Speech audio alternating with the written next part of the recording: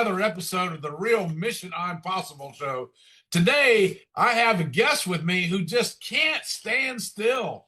He loves to get around. In fact, he likes actually moving from place to place. How about a guy I'm going to introduce to you right now, a young man actually, who has run 7 marathons across 7 continents in 5 days and 21 hours. How about the same guy who actually has done more sports events than you could ever shake a stick at? He even rowed a boat across the Pacific Ocean. That's 4,000 something kilometers. Are you kidding me? We want to find out why he did it, what drives him, and what's next on his agenda.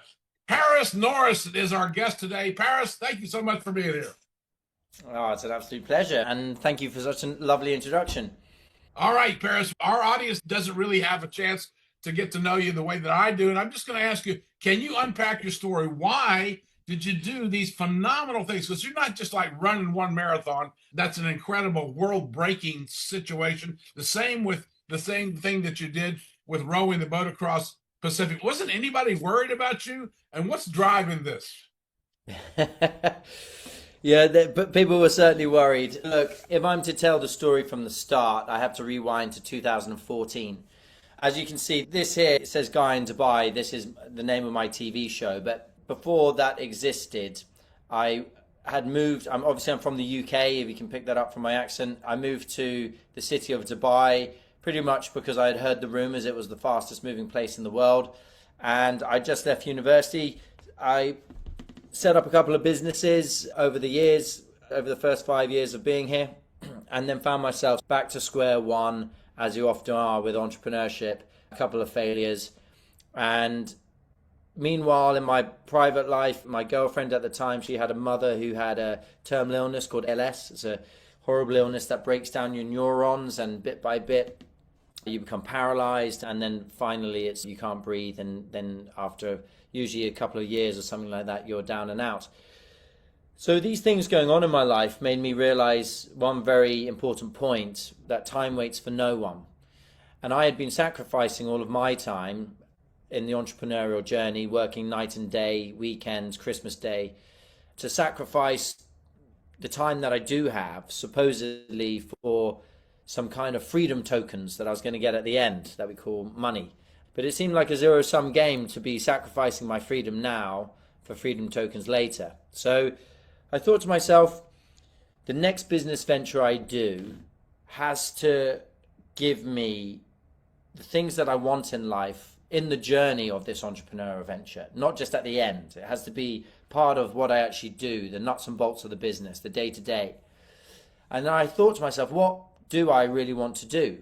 Because it's a big question, because we often get conditioned into thinking we want to be something that pays the bills. But naturally, we've just realized, I'd rather do that than something else. But when we look back at what we wanted to do when we were 8 years old, we wanted to be pop stars, rock stars, astronauts. We had bigger ideas, or let's say more naive ideas, like crazy ideas.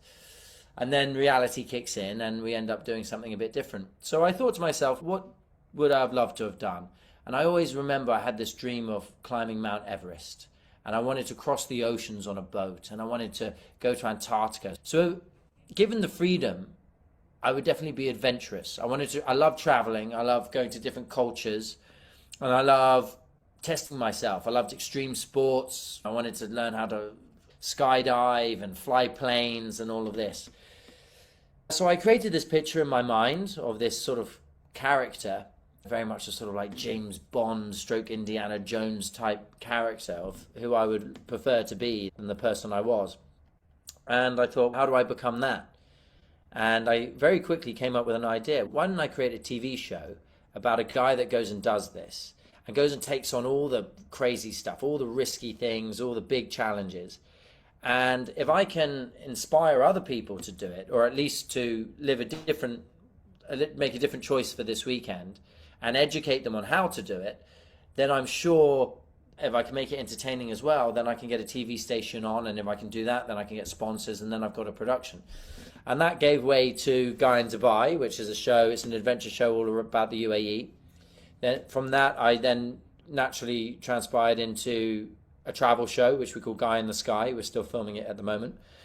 And then at some point, it was about 2021, in the sort of heat of COVID and all of this, the pandemic, I thought to myself, there were some things in the original vision that I haven't done, and they were the big challenges. And I was like, the next 5 years, I want to do some big, monumental challenges. And that then led to the 39-day row across the Pacific and the 7 marathons on 7 continents in 5 days. And I also went to K, which is the second biggest mountain in the world. Done a few things on that. And I'm continuing with more plans as well. But that's what led me to there. Goodness. Apart from that, you really haven't been too busy at all. Where has your ambition gone? I actually was so impressed. Tell me, Paris, you say you got this idea, brilliant idea to start a TV show. How does somebody do that? Did you have a background to help you understand how to get that done? Absolutely no background in TV, but I had figured out the mechanics of it. We had tried to do a production with an online platform once, and I understood that as long as I could get them to agree on the concept, then I can go out and I can sell sponsorship, because they are interested in getting exposure on those platforms. And those platforms could be the likes of Amazon Prime or a TV station or an online portal. But if they've got an audience, then it's of value to sponsors. Now, these days, we see a lot of influencers, and what they've been mainly concerned with is growing their own audience. I was very much interested in tapping straight into other people's big audiences and forming partnerships and collaborations. And so what I did is I had a very vague idea, and when you have an idea but nothing to show, people start pulling the idea left and center. So I thought, okay, I've got to create some pilot videos that show what I mean. And I made a deal with a friend of mine who was a videographer. I said, we're going to go 50-50 on this. I've got a TV station interested, but I need to get some pilot videos done. And we did 4, and I look back at them and they're not very good, but at least it set the tone for what we wanted to do. And that got me the deal with a broadcaster here called OSN, Orbit Showtime Network, which signed me up for the next 18 episodes. And that was pretty much my 2018. That's all I did was filming. And that started it off. And we only got a small amount of sponsorship, and not that many people saw it. But the key is by getting on, we were then able to use that as leverage to, yes, get sponsors, but then also then get another broadcaster. So the next one was Emirates Airlines, who then put it up on their in-flight entertainment. Wow. And from there, we were then able to get Amazon Prime. And so we used it to step up the ladder each time. And then the more broadcasters we had, the more we could charge for sponsorship. And then the more we could charge for sponsorship, the better quality production we could do. The better quality production we could do, the more broadcasters we get. So I always have this little triangle of broadcasters, sponsors, production, and I just keep looping it around, getting better and better as I go, and going up the ladder as I go. Amazing. I'm going to have to go back to your 39 days in the water crossing the Pacific. To say that is a big mouthful. But what I'd really like for you to share with our audience is what went wrong during that voyage. Just about everything you could imagine could go wrong, went wrong. In fact, it's even the things you can't imagine that would happen. When we set off, first of all, it's important to mention, we had never rowed across a river before we decided to take on this challenge. And we had 2 years to prepare, so we obviously did a lot of rowing in that time. But we'd never really taken on big waves, because when we trained here in Dubai, it's very flat. So as soon as we took off, in fact, just the 5 minutes before we took off, the safety officer said, prepare yourself for the worst 48 hours of your life, because this is what it's going to be. Because there was a storm somewhere in the ocean, and we didn't know which way it was going to swing. Anyway, we hit the storm after the first day. I got incredibly seasick. Waves were going to 40 foot high, and we didn't know any different. We thought, this is the ocean. This is it from now on. It was cold because we got the currents coming down from Alaska. And we had waves hitting us from the side that can capsize the boat. So the first 10 days of what we went through was absolute hell. And I didn't know any different, but we adapted to it. And I remember day 11, it was like glass. It was dead still, and we had sun, and we were able to come out and wash our clothes and wash ourselves, and it was nice.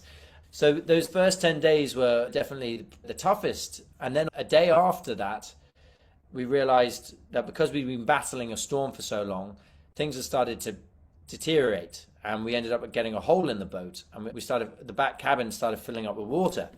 And we started going, God, we're sinking. And then I found that some of the other storage holds had a huge amount of water in. And we've been trying to row with all this weight. So now we're in an emergency trying to get the water out, but also trying to figure out how we're going to fix the hole, which we did. And then just as we think that's enough problems for today, I hear, Paris, get the GoPros. There's a boat about 30 miles up there and it's going to come really close. And we look and it's, oh yeah.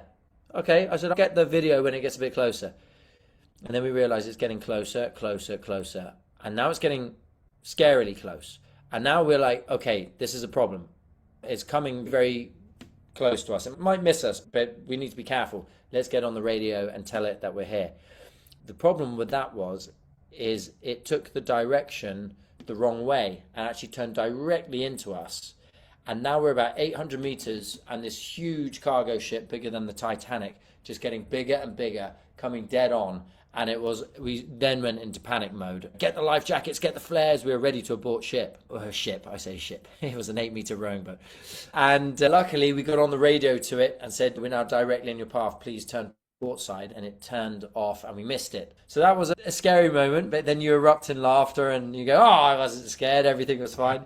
And then finally, just coming into Hawaii, we just started counting the number of days that we had left. We were like, you know what? We should be on land in a week. And then that was in the morning. And by lunchtime, we receive a message on our satellite phone from our weather router that says there's a low pressure between you and Hawaii. We're keeping an eye on it. We'll get back to you. 6 hours later, he says, you're going to get hit by a storm in the middle of the night. We were right in between Hawaii and this storm that had erupted on its way to Hawaii. And our family had just arrived in Hawaii, and there was now a massive weather warning all over Hawaii. They were going hysterical. And our family is now, oh my God, our sons are in the ocean in this storm. And it hit us in the middle of the night, as expected. We got a rope wrapped around the rudder by accident in a sort of maneuver we were trying to do, which made us lose our steering ability. We turned side on to these 40-foot waves, and they were hitting us and knocking the boat almost upside down. And we had to figure out how to fix this.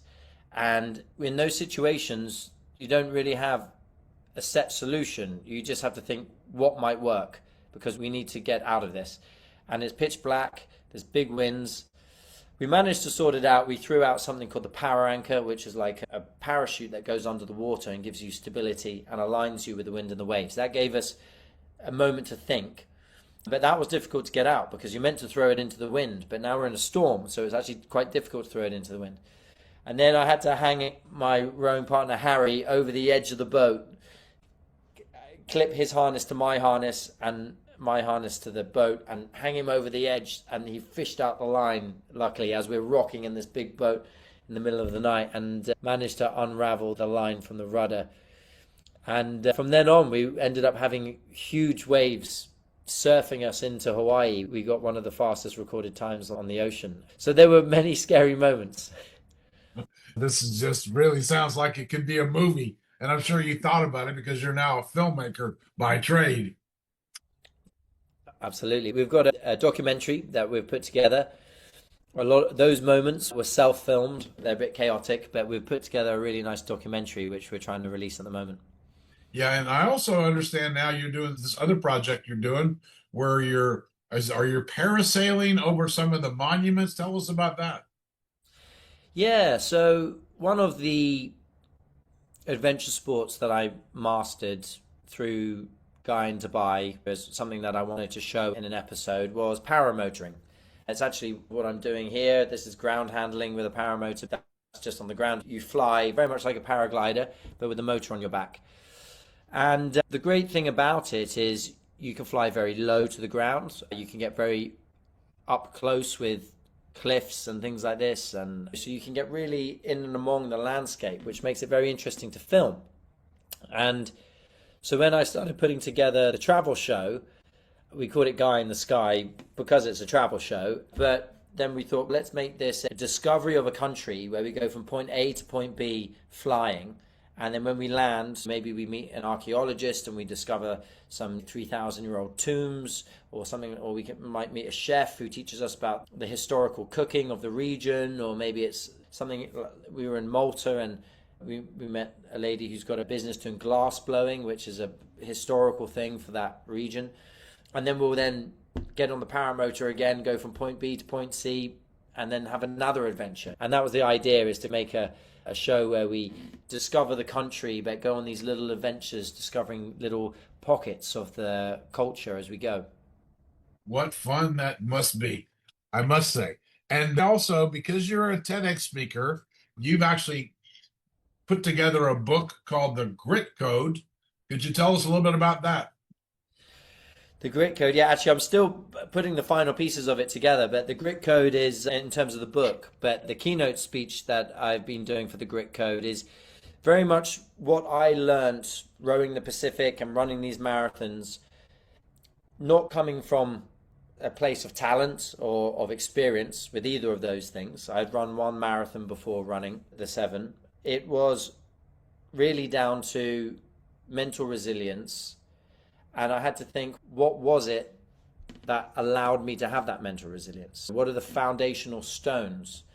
And I came up with a model that I call the Grit Code. And it's certain things that make that possible. For example, I spoke to you about the vision I had in 2014.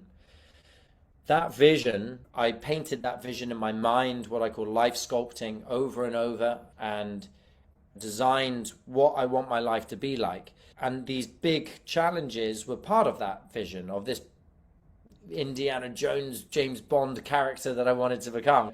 So this vision I had for myself. And so when it came to rowing at 4 a.m. in the morning in Storm Calvin, having to hang your friend over the edge of the boat in order to unwrap the ropes, and why was I doing that instead of being at home comfortable in bed, which was an option? I could have had a much easier option. But for me, it was never considered easy or hard because it was part of a bigger vision, and therefore it was something that had to be done in order to get me to where I was going. And therefore it wasn't easy or hard, it just had to be done. And that's the power of having a long-term vision in being able to get you through the daily difficulties. So vision is one, and a vision that aligns with your purpose and passion. I talk a lot about positive mindsets. Now, it's very easy to be positive in normal situations. You seem like an incredibly positive person. I'm pretty positive too. But I bet you there are things that both of us, when we are confronted with it, it's negativity, negativity, negativity. And the reason is because we have had experience, and experience tells us that we can't do it. And often we are more positive about things that we have had less experience because we're more naive. And we see other people doing it and we're like, that must be easy. But when we've tried something, especially if it's been a traumatic experience, or even if it's been an experience that was positive, but it has now defined your limits of what's possible, it then forms in your mind a limiting belief. And these limiting beliefs then transcend into our actions and everything we do. And we have to be able to break those limiting beliefs in order to do something beyond ourselves. And therefore we need to detach away from this natural, instinctive reaction, which is that my experience is guiding what I believe is possible. And we have to now change it so that we say, my experience isn't telling me everything, and that actually something even better, even bigger is possible. And in order to do that, the way that I describe it is very much like when I learned to fly a paramotor. When I learned to fly a paramotor, you do everything on the ground. You do the ground handling like this. You do ground school where you learn the theory. You practice landing when they tow you and you go off the ground for 2 meters and you practice the landing. You practice running with the weight on your back. You practice steering, hanging from a sort of swing.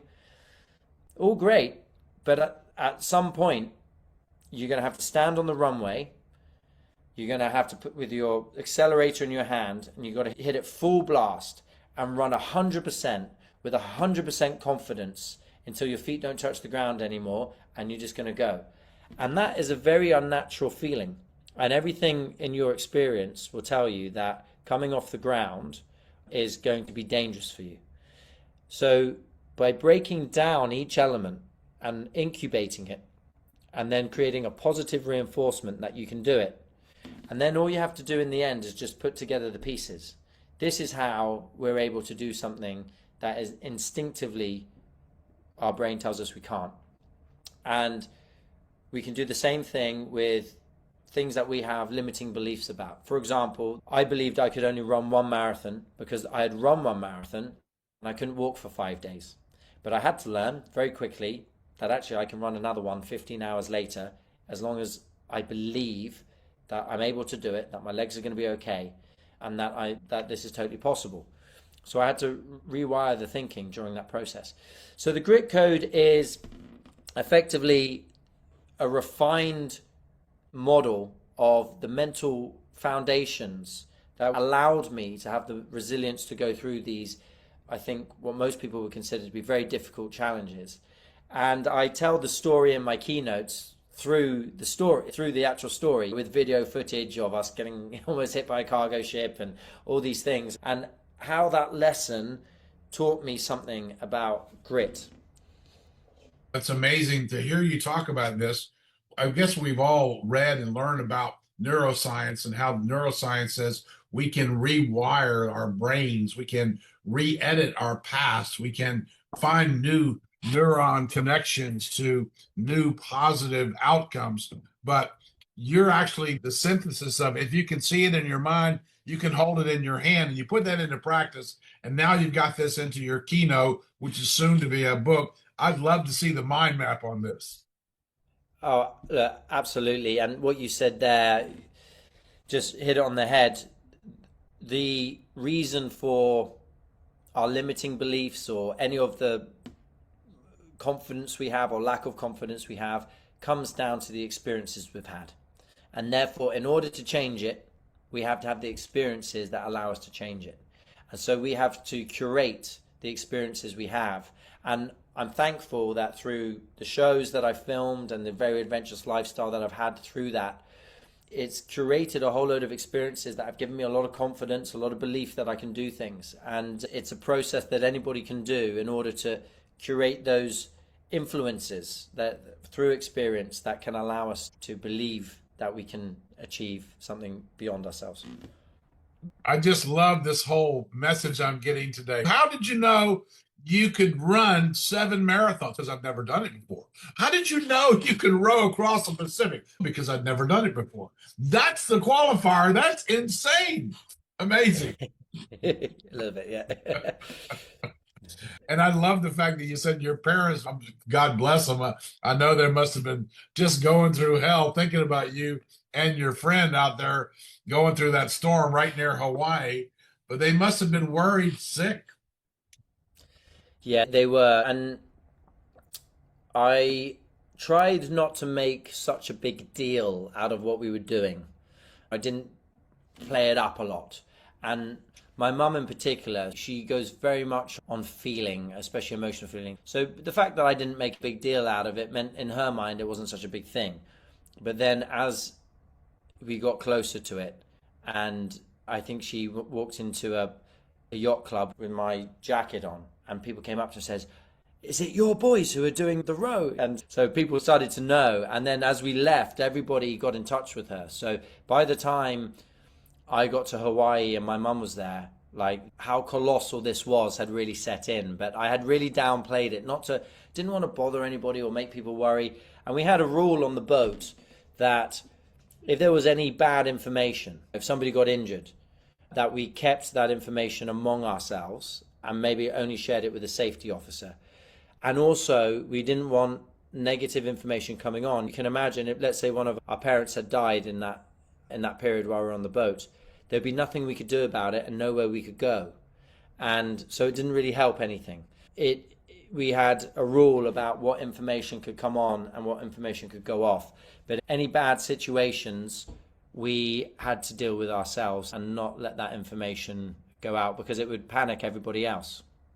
And if I think about that and just listen to what everything you said today, it is that you really need to become a master of managing negativity, because that influences the way you think, the way that you behave, the way that your vision connects your future self to where you are right now. And that just becomes an impediment, which is what we all have, which is why we have this saying, get out of your own way. Absolutely. I think I've naturally got a bit of a very low neuroticism, but since doing these challenges, it's got even lower. And it has helped because when faced with a sort of fight or flight situation, you're able to focus on the solution rather than the panic and everything else that naturally comes with it. And I think to be able to just get to the solution as quickly as possible so you can handle yourself, that's very key. And I think it's also worthy to let our audience know about your fundraising, because you weren't just doing activities, running around and doing these things for nothing. You actually had something in mind. You were trying to raise some money. How much money did you raise? So for the rowing, we raised, I believe, £150,000, and I think for the running, we raised about $180,000. So roughly about the same. And what we do is, obviously, when we do the challenge, we promote it, and there's always a link people can donate on. But then the real money comes from a gala dinner, and we try and get people to donate prizes. We have an auction. We get everybody who's generous and supporting our cause. And we had a great artist donate a painting for each of those. I'm quite honored that he created paintings inspired by the challenges that we did.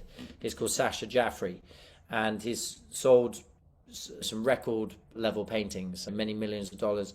But so he designed something. He did one live for our last gala dinner where he created a 3D globe and took all the things that we had brought back from the run, like we had our shoes and laces and running numbers and all sorts of things that we picked up along the way. I think we took a bit of sand or some earth from everywhere and he built that into the paint.